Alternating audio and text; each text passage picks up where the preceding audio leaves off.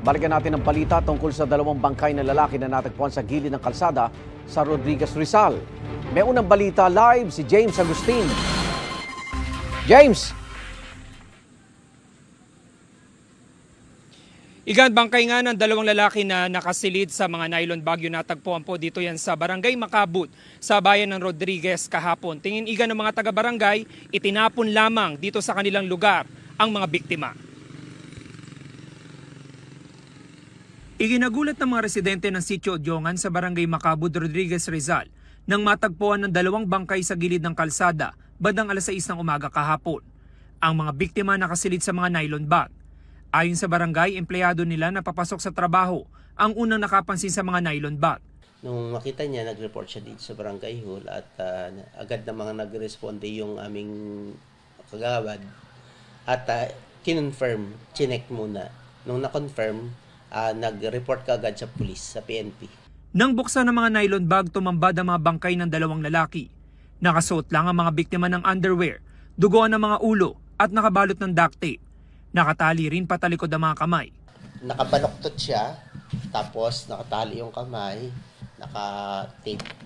Pagkatapos, inilagay siya sa parang bag na, ano ba tawag doon, parang buli. Parang yung bag na plastic, pinagdugtong yung nylon. Ganun yung nakita sa kanya, tapos yung isa katabi niya rin. Sabi ng barangay, hindi pamilyar sa kanilang dalawang lalaki. Hindi siya residente dito at itinapon lang siya dun sa lugar na yun. Base sa record ng barangay, hindi raw ito ang unang beses na may nagtapon ng mga bangkay sa naturang sityo. Noong nakaraang taon, dalawang magkahiwalay ng insidente ang nirespondihan nila. Ang tingin ko, una, wala siyang street light, wala siyang malapit na bahay, at pangalawa, wala siyang CCTV. Kaya ngayong taon na to, yun yung talagang gusto namin na malagyan ng CCTV at saka ng street light.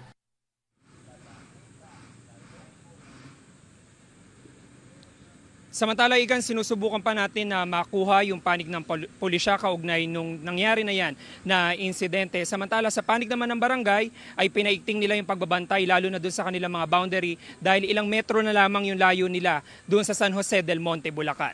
Yan ang unang balita mula rito sa Rodriguez, Rizal. Ako po si James Agustin para sa GMA Integrated News.